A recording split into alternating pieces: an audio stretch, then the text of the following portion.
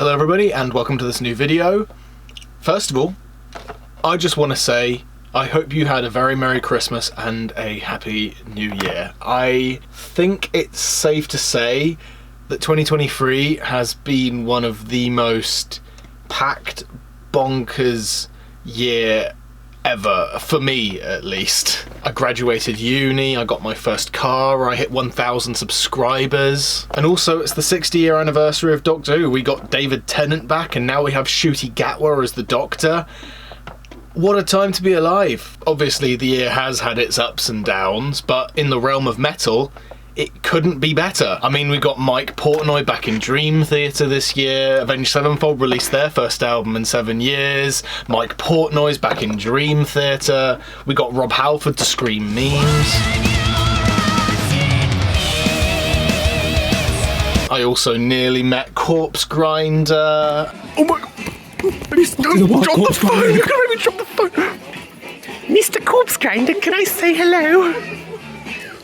Come on, get over here! Mike Portnoy's back in Dream Theater. It's just a good year all around for metal, and I thought I would take the opportunity in this year wrap-up video to go through my top 50 metal albums of the year that's been released. Because it's safe to say that I've been listening to a lot of new music recently, and I wanted to celebrate that, and hopefully in the process promote some smaller bands that need more exposure. Also go over my favourite concerts that I went to this year, and also go through my Spotify Wrapped and talk briefly about the new Doctor Who episodes that have come out this year. But to kick off, I'm going to count down my top 50 favourite metal albums of the year. I say metal loosely. Some of the albums on here are industrial themed or a bit grungy or a bit alternative or avant-garde. It obviously goes without saying, but these 50 albums that I'm about to mention are obviously going to be music that I recommend you guys listen to, obviously. Starting at the number 50 spot,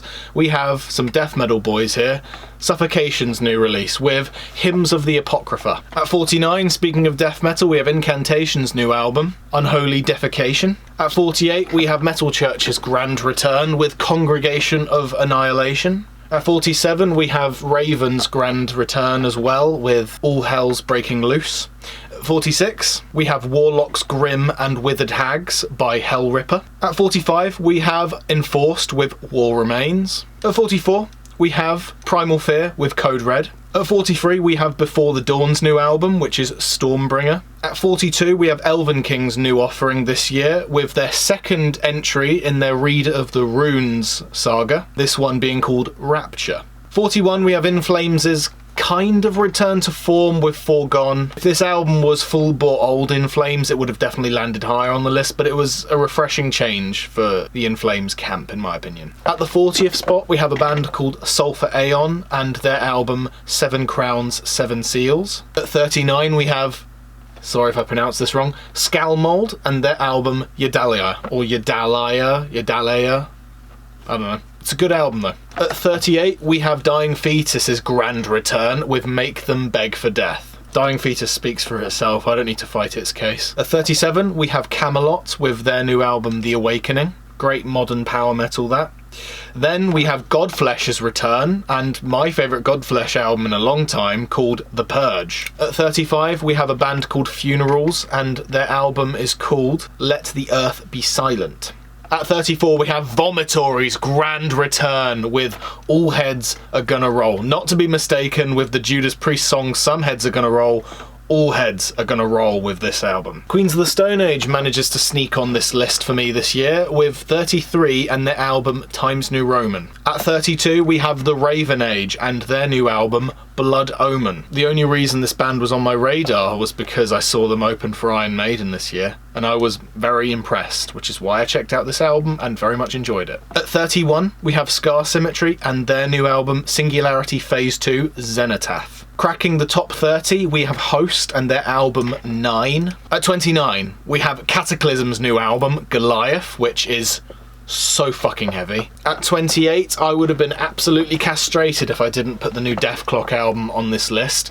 So we have Death Album 4 / Army of Doomstar. Yes, it's kind of two albums, but I do count them as the same thing since they were released at the same time. In 27, we have Insomnium's new album with anno 1696. Ringworm manages to sneak all the way up on this list at the 26th spot, and their album Seeing Through Fire. At 25, Autopsy releases one of their best album in years, in my opinion, which is impressive considering they released an album just last year that was almost as good as this.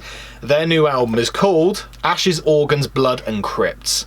Fucking excellent stuff. At 24, we have grindcore legends Festa Decay returning on the scene with Reality rotten to the core. At 23, we have Cryptopsy's new album As Gomorrah Burns. And at 22, this one really surprised me how high this album ranked, but we have Avatar and their new album Dance Devil Dance.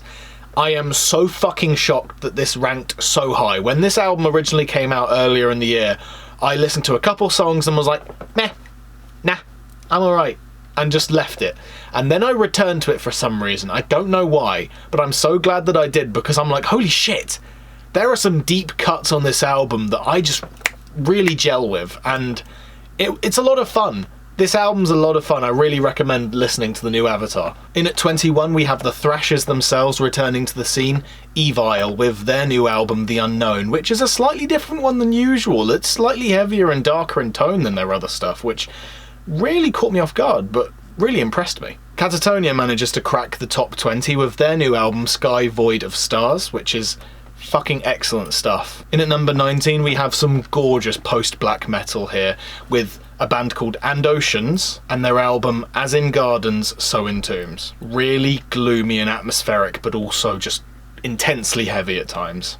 And in at number 18, we knew these guys were showing up at some point here. We have Cannibal Corpse and their new album Chaos Horrific. If there's anything that needs to be said, fucking listen to it. It's Cannibal Corpse. If you for some reason haven't listened to Cannibal Corpse or their new album, just fucking do it. What I will say, unfortunately this album doesn't beat their previous one, Violence Unimagined, for me, but that album is one of their best of all time in my opinion, so it would have been hard to top even if they did release a cracking album, which this one just so happens to be. In at number 17, we have Carnifex and their return to form with Necromantium. I say return to form, Carnifex has never really dropped the ball. They usually released a really cracking album each time, but this one just managed to keep me really engaged the whole way through, which is difficult to do nowadays when I'm listening to death metal. Sometimes I do mentally tune out if the album sounds a bit formulaic,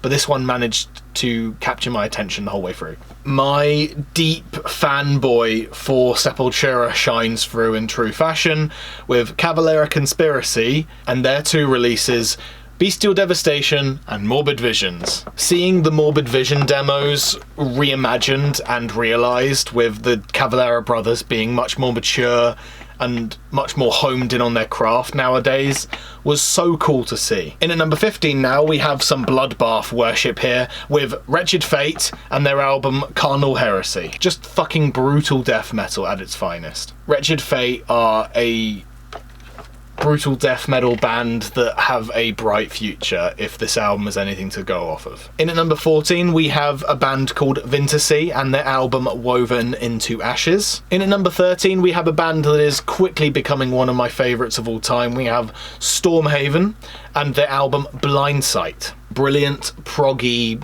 death metal, black metal kind of, right up my alley right now. Just can't really get enough of them. And in my opinion, they need a lot more respect than they get. They need a lot more attention because it's underrated talent all around in this band, Stormhaven. Definitely check them out. Okay, now we're moving on to number 12. We knew this one was going to pop up. I imagine it's going to pop up on everyone's top something albums of the year. We have Obituary's new album, Dying of Everything, which might be my favourite of the band. It's definitely top 3. This album really scratched an itch this year for me when it comes to brutal music. This really did it for me. Did something. It did a lot of somethings right. And at number 11 we have Overkill's new album Scorched. Everything that I love about thrash metal is on display here. This is just a fucking lot of fun. Overkill manages to always deliver in this category. They just know how to have fun when making brutal, heavy thrashing music. I just don't really have anything to say except it's just a shit ton of fun listening to this album, like it is with most Overkill albums. Now we move into the top 10 albums. These are the big boys. These are the ones that really impressed me. And it's going to take everything in me to not talk your ear off for 10 minutes on each album coming up here in the top 10. At the number 10 spot, we have Prong and their new album, State of Emergency. Fucking amazing. Experimental, grungy, dirgy. Listen to it! In at number 9, we have Code Orange and their album, The Above. Fucking weird, psychedelic, experimental, and heavy.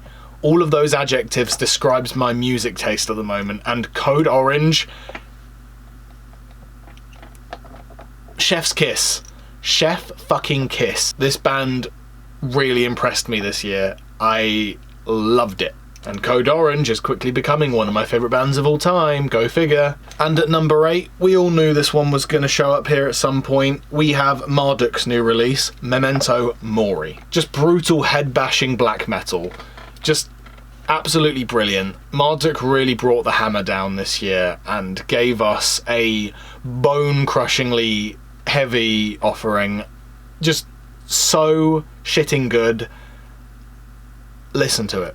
If you're a fan of black metal, if you're not a fan of black metal, give this one a go. It might surprise you. All I'll say outside of that is just veterans in the black metal scene like Marduk, you'd think would have rested on their laurels and just released a little turd of an album just to keep the record label happy. No. This band remains heavy, remains experimental, and just remains themselves in the best way. Just so good. At number 7, we have a death metal supergroup storming onto the scene with As in Hell and their album, I'm going to try and pronounce it right, Imihora. Probably pronounced that wrong, but it's a great album. My throat is starting to die. Thank God we're in the top 10 now. I don't know how much more my voice can take. Really, really good stuff. Highly recommend it, once again. And in at number 6, we have Pigs, or Pigs 7. Another band that's quickly becoming one of my favourites. Their album this year was called Land of Sleeper. If I had a bit more time to sit with this album this year, then it would have definitely cracked the top 5. And the fact that it's in my top 10 and they're a band that previously were unknown to me before this release just shows how much this album impressed me. Alright, now moving on to number 5. The cough of a chain smoker. This is what happens to my voice after talking for half an hour straight. We have Go Rod and their new album, The Orb. This tech death band really, really impressed me this year. This was an album that came out really early in the year, like January or February time. And the fact that it released so early on, and there were so many albums that were released since it, and yet this managed to stay strong in the top 5 of this year, is really a testament to how good it is and how much I enjoyed it. This album was a release this year that I just found myself coming back to over and over again. There was just something about it that really kept me engaged.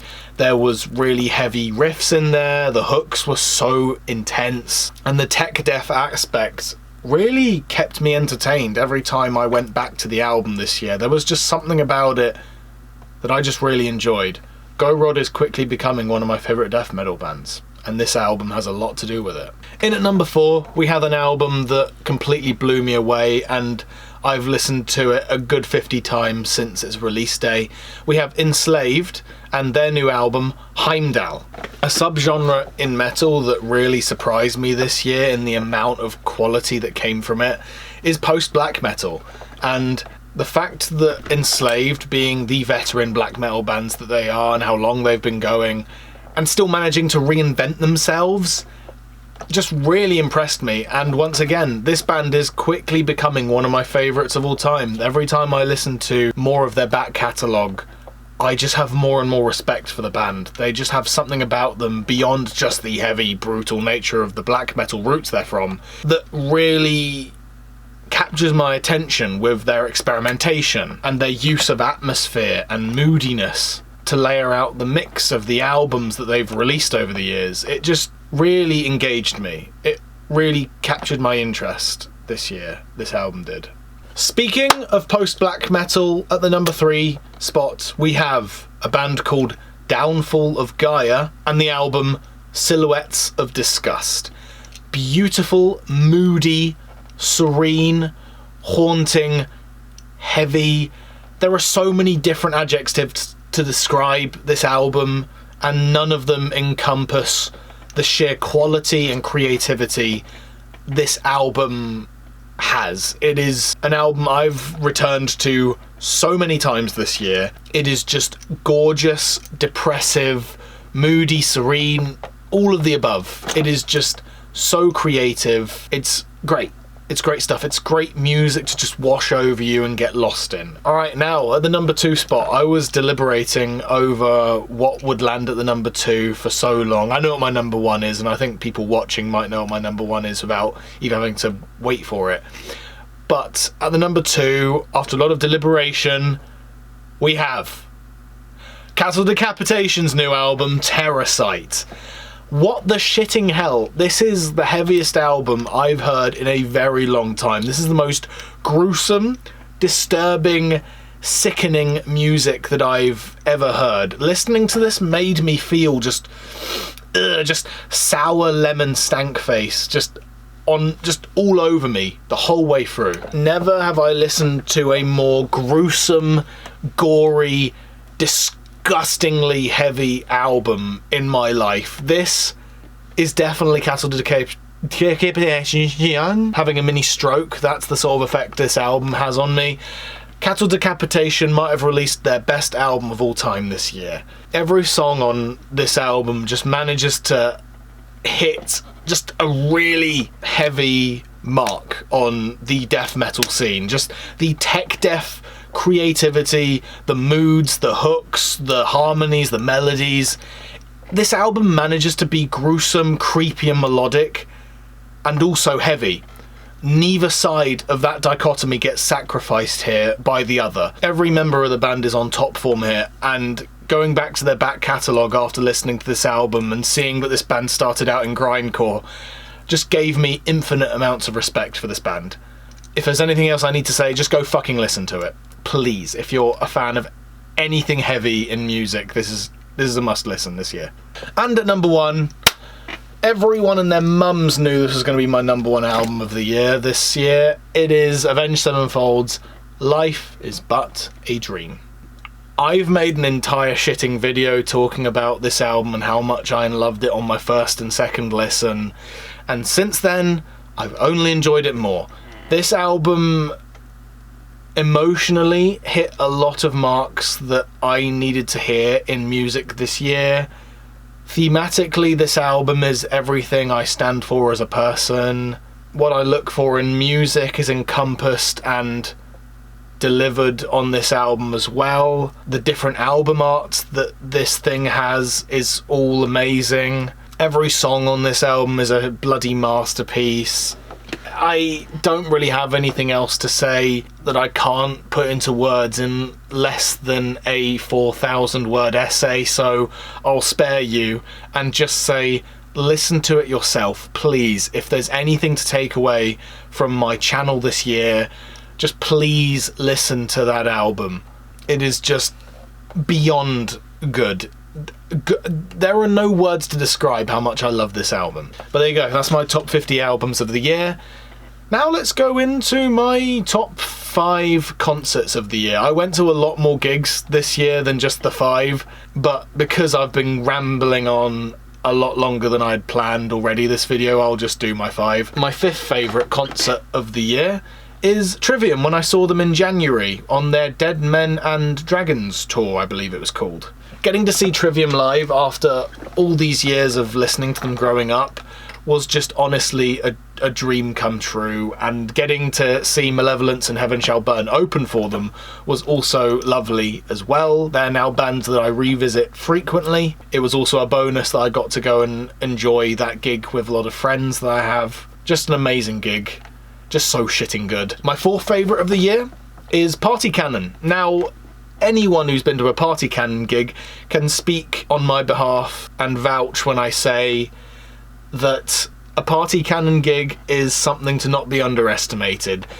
The best way to describe it was just fun. just fucking fun. The mosh pit was so much fun. There was blood splurred at the audience. There were floaties and lilacs that were tossed around. Just, it was so much fun. And the opening acts were very, very impressive as well. God Eater, which was a band that was never on my radar before this gig, but after this gig, I really, really enjoy them. They're a black metal band that's really going up in my estimations and like the black metal scene, as it were. Definitely an upcoming band to keep my eye on, essentially. God Eater were really, really impressive. Great stage presence they had. But Party Cannon were the main event and who I went for. Party Cannon is one of my favourite death metal bands, so getting to see them finally was just so much bloody fun. Everything about the band is just fun. That's the best way to describe them. But yeah. At my number 3, we have Cannibal Corpse, who I saw in Camden. Cannibal Corpse has always been a bucket list band that I've wanted to see, and the fact that their album this year ranked in the top 20 of the year shows how much I love the band. Getting to see them live was no disappointment, that's for damn sure. And their 3 opening acts, yes, 3, were all impressive as well. We had Ingested, Storm Ruler, and Dark Funeral. Dark Funeral was the band I was looking forward to the most of the opening acts, but getting to see the previous 2 as well were just also really, really impressive. I really enjoyed the entire thing. There was no weak link in the lineup of this gig whatsoever. It was just a lot of fun. My second favourite gig of the year was obviously Iron Maiden. Iron Maiden is one of my favourite bands of all time, if that was fuzzy to anyone who knows me at all. And getting to see them for the second time was just as much a treat as it was the first time. What was such a joy this time round was that they played a lot of Somewhere in Time, which is an album that I love to bits, but didn't get to see much of when I saw them the first time round. And the Raven Age actually opened for them, which it was seeing them open for Iron Maiden that put me on their radar and ended up listening to their new album this year, Blood Omens, which, like I say, landed in my top 50. Which wouldn't have happened if they didn't impress me live at this gig. And at number 1 was undoubtedly always going to be seeing Carcass in Wales. Much like Cannibal Corpse, Carcass was always a bucket list band that I've wanted to see ever since I heard Heartwork for the first time. Heartwork is one of my favourite albums of all time. Surgical Steel is also one of my favourite albums of all time. Carcass is one of my favourite bands of all time, and getting to see them here was just great in its own right. But the reason that it landed in at number 1 is because this concert might have heralded 3 of my favourite concert moments of my life so far. Number 1, I got to fist bump Bill Steer. Number 2, Jeff Walker handed me a guitar pick. And number 3, I got to crowd surf while they were playing Heartwork. It was just joyous the whole way through. I loved it. I got a shirt of it. I got a fucking flag of it, as you can see there. Just impressed. I was impressed the whole way through. I had the most fun I've ever had at a concert at this Carcass gig. It was so much fun. And the opening act, Conjurer, was also pretty decent as well. I was very, very impressed by them. And there you go. That was my top 5 concerts of the year. Now I think it's time we look at our Spotify Wrapped, shall we? Alrighty, let's do this. 2022 Wrapped. We're going to look at my Wrapped for last year and then look at my one for this year and kind of compare the two. Enough about 2022. Welcome to your Wrapped, Zachary Tomlin. Wow, that's my name!